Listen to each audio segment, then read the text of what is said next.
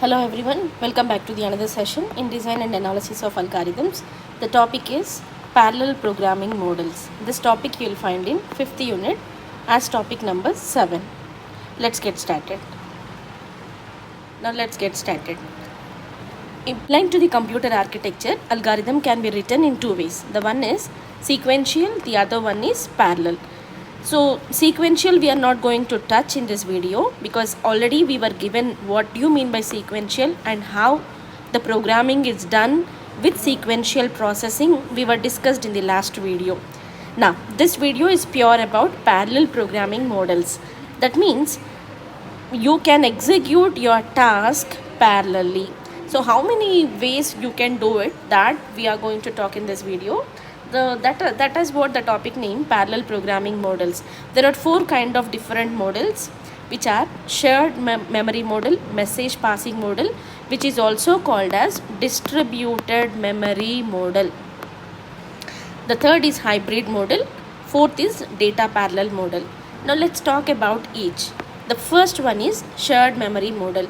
In this model, multiple processors share a common memory space. That is what global memory space.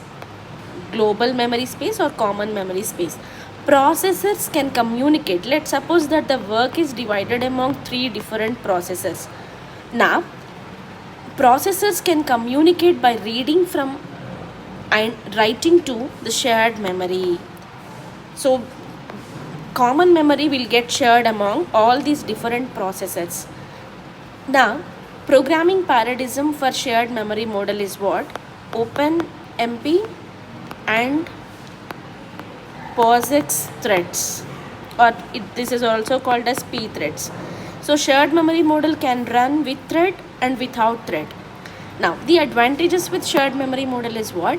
Easier to program and understand as the memory is shared among all the processors. Disadvantage is what? Scalability issues due to contention for shared memory, difficulty in managing data consistency and synchronization. And the second model is what? Distributed memory model.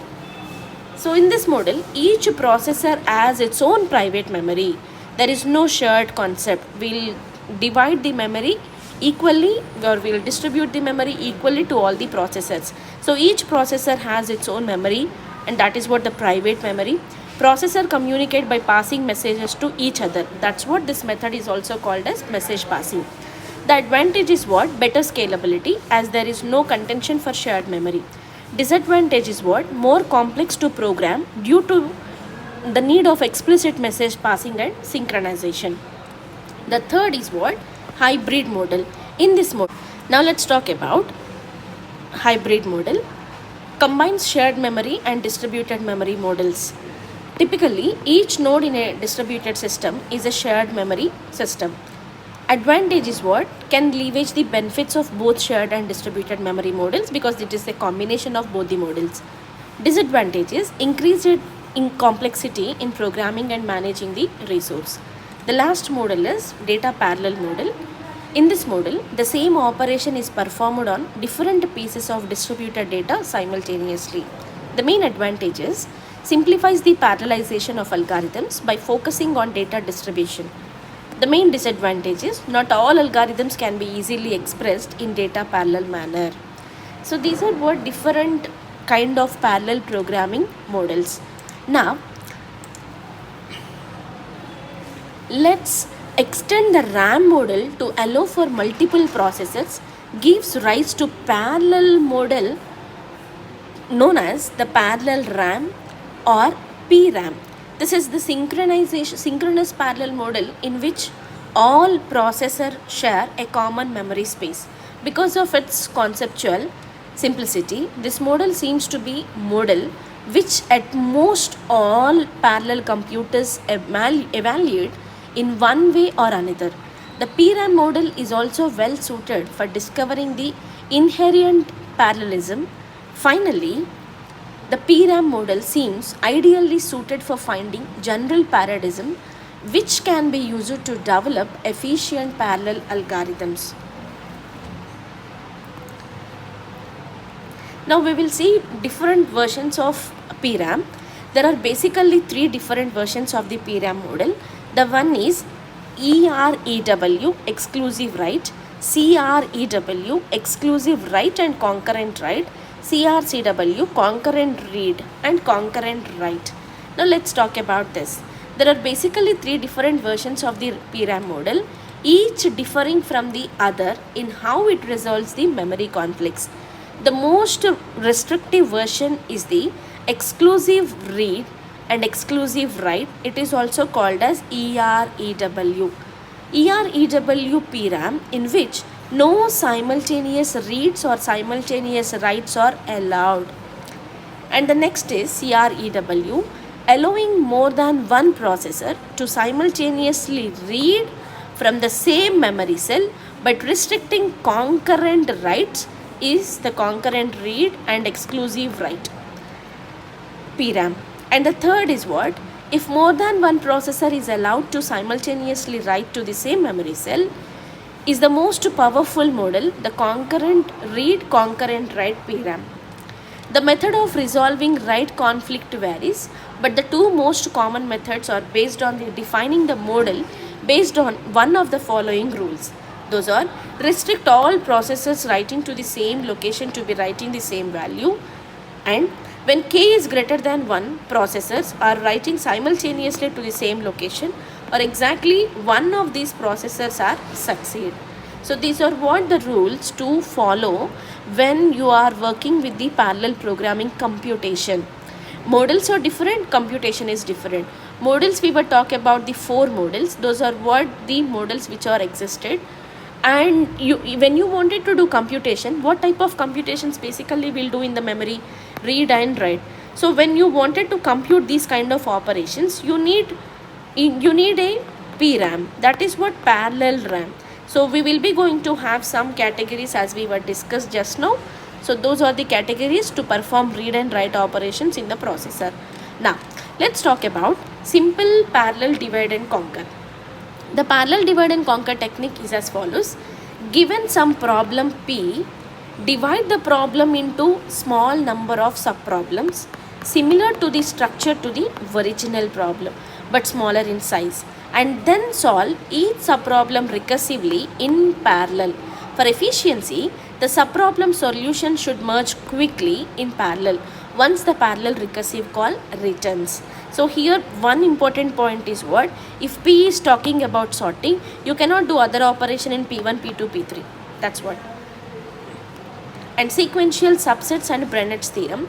So the sequential subset technique and Brennet's theorem both involve constructing an efficient parallel algorithm from existing algorithms, which may not be very efficient themselves.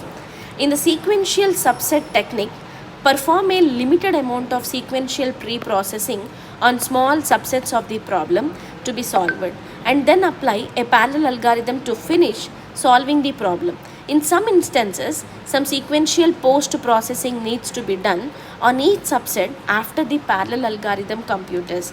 Now what Brennet theorem will say is, it's a technique to reduce the number of processors needed to solve a particular problem. If an algorithm is designed so that the large number of processors are idle during much of the computation, then Brennet's theorem may be of use. This theorem is summarized as follows. That is, any synchronous parallel algorithm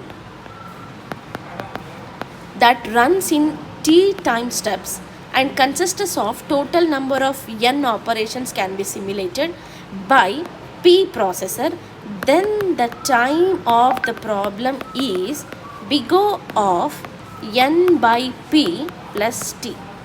There are two qualifications to Brennet's theorem before it can be applied in the PRAM model. First, compute Ni at the beginning of step 1 in big O of n by p time using p processor, that is, determine how many operations are actually to be performed in step 1. The second is what?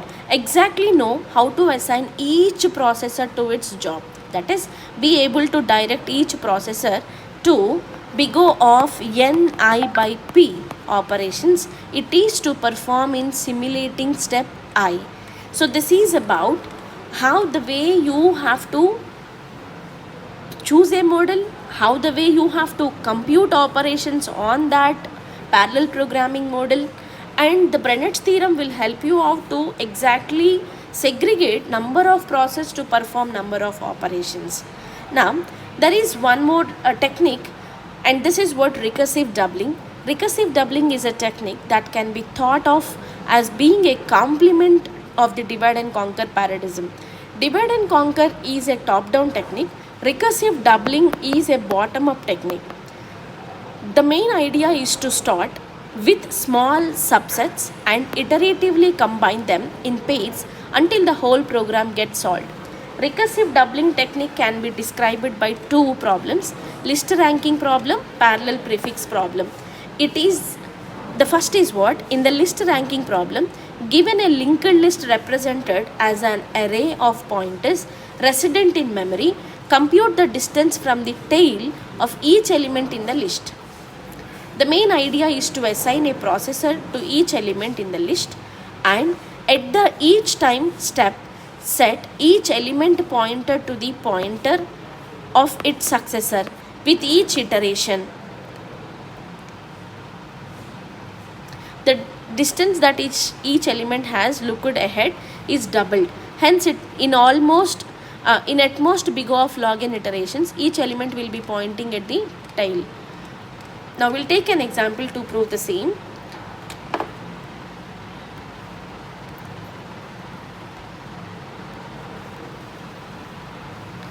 Now consider, let P of V denote the pointer from V. Let tail denote the node which is the tail of the list. Store a label R of V with each node V, which is initially 1 for all nodes except the tail. Whole label is 0.